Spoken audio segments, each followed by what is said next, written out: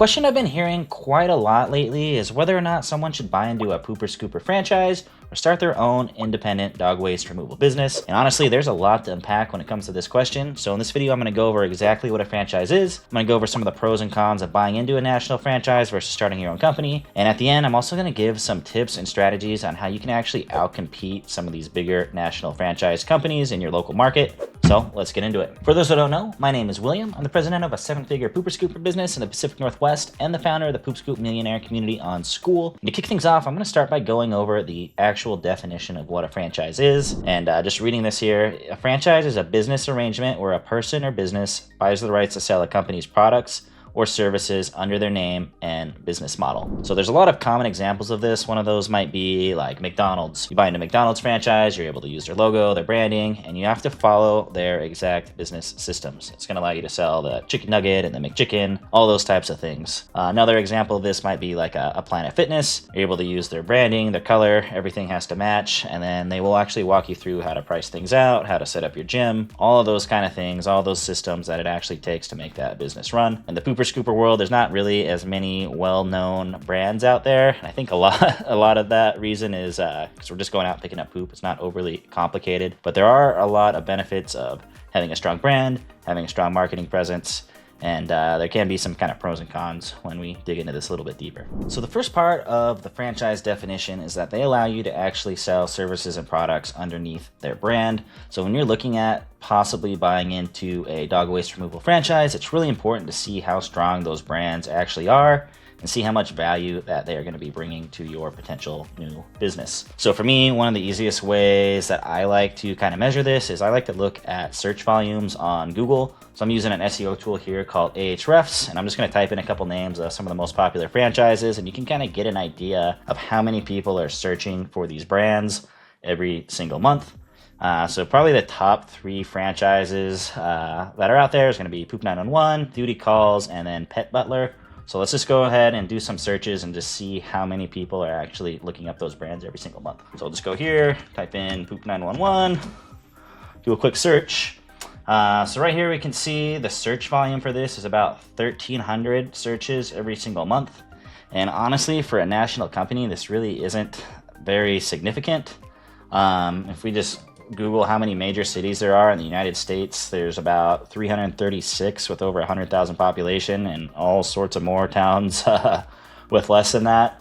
So if you just take 1,300, I'll pull up the calculator, 1,300 divided by 336, that means you're only getting about 3.8, just under 4 searches per major city. And that's something that's really important to take into account when you're actually like determining if that brand's going to be powerful enough to be worth the investment and the ongoing royalties you have to pay that brand to use their name. So for me, 4 searches is like almost nothing. So that's pretty bad, honestly. Let's do a couple other searches here. We got Pet Butler. That one's even lower. You got about 700 searches a month. And then we got Duty Calls. That one's a little better. That one's the best so far at 1,700 searches a month. But still, it's going to be less than 10 searches per major city and major market. So that's really something that you should look out for and really take into account before you actually buy into a franchise to use their brand. I'll pull up our name too, just for fun. Poop Scoop. We are not a nationwide company. We only provide services in 2 locations right now. We have 350 searches in 2 locations. So that just kind of goes to show the depth of, I guess, how strong some of these brands are. The Pooper Scooper industry is still an emerging market, so I'm not really surprised to see how low these search volumes are. But if you're going to be spending tens of thousands of dollars to buy into a brand, I would expect those numbers to be a little bit higher. So aside from looking at the search volumes and measuring kind of how strong each one of these franchise brands are, if you're going to use their name and their logo for your own business, another thing that's really important to look at is the actual business systems that they're using. I know in a lot of cases, if you get a platform like Sweep and Go, just like right out of the box, a lot of times that's going to be better than what some of these franchises are using. A lot of them were established years ago. They're using outdated technology. Some of them are using like lawn care CRMs. Some of them have bad client onboarding onboarding. So if you are going to actually look at investing in one of these franchises, getting your own location, I would highly suggest like going through their systems as a customer, see how long it takes them to call you back, see how long it takes you to get a quote. If you can't get like an instant quote from some of these bigger companies like right online, that's going to be a big red flag to me, because as I mentioned, like right out of the box, so many other CRMs are able to give you pricing like immediately, onboard customers online, really streamline that process, streamline your routing, your billing, all that stuff right out of the box for software that is, I mean, less than $100 to get started with. So definitely check out those things just to make sure you're really getting your money's worth, because if you're not, you're probably better off taking the money you would have invested into that and going and spending it on marketing and actually acquiring customers for yourself. So one of the most important things when you're deciding to buy into a Pooper Scooper franchise or start your own company is going to be the cost associated with each one of those paths. And before we get much further, I do want to make a quick disclaimer. We do own the Poop Scoop Millionaire community, and we do teach people how to start their own independent dog waste removal company for less than $100 a month. So there may be a perceived conflict of interest. So I am definitely trying to do my best to be as unbiased as possible and just be fully transparent with you guys. So I just wanted to put that out there in the middle of the video just so that you are aware. But with that being said, let's kind of look at some of these dog waste removal franchise costs. And probably the biggest difference between buying into a franchise versus starting your own brand from scratch is going to be the franchise fee that you have to pay. And that's basically just going to be the cost of admission. You pay that franchise fee, you're going to be able to use their systems, you're going to be able to use their marketing material, you're going to be able to use their logo, their branding. Typically, you're also going to be able to use their website, and you're going to be able to leverage that to start your business a little bit quicker. You're not going to have to think about those things, which is nice. But this also can come at a pretty hefty price tag. If we just do a quick Google search here, it says the average cost of buying into a franchise generally ranges between $40,000 and $100,000. That is not an insignificant amount of money. If you read down here a little bit further on this Google search, you got Duty Calls here. We got one of the smaller franchises here. We got Pet Butler. And you can see kind of the different costs associated with buying into those franchises. And I mean, 50 grand, $49,000 just to get in. There's a lot of other things that you guys can do with that money. So just keep that into account. So on top of that, franchises will also have different fee structures. A lot of times you'll have to pay a percentage of your gross revenue. I've seen that range from 6% all the way up to 20%, depending on what industry you're in.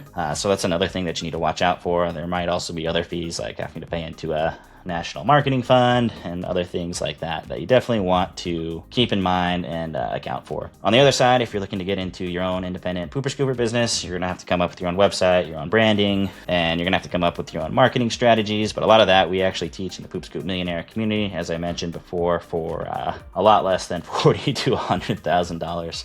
I'll just say that. But there will be some other costs. You'll have to get your website built up. You'll have to get your branding, get your logo, all those kind of things. But you can generally do that for a lot less than some of these franchise fees. So just something to keep in mind. All right, so now that we've gone over some of the main things to consider when you're looking into buying a Pooper Scooper franchise or not, I'm also going to talk about just a quick bullet point list of a bunch of different things that you should really keep in mind before you actually make that investment, or if you decide to go in on your own business. So I got a list here. First thing that I would be careful about is that some franchises, they do fix the pricing, which means they set the pricing for your business in your market, and you're not going to be able to charge what you want. A lot of times this is okay, but in other instances, if you're in a market and they are undercharging, you're not going to have money left over for marketing, hiring, and it's going to cause some serious operational issues. So making sure you do have some pricing flexibility within the franchise is something that you definitely want to have if that's available. The next thing to consider is you're buying into a brand on a national level, and you don't always have control over how that national brand behaves. I'll give you kind of an example. There was a national franchise that named their franchise conference the Scoop Swoop Franchise Conference. I'll put a picture here up on the screen.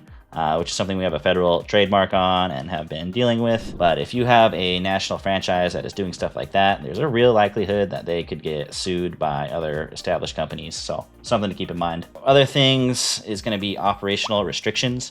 So if you deviate from the brand guidelines, if you deviate from the processes and systems, you can actually get in trouble with the franchise and potentially lose your contract. So something to keep in mind. Other big things going to be territory restrictions.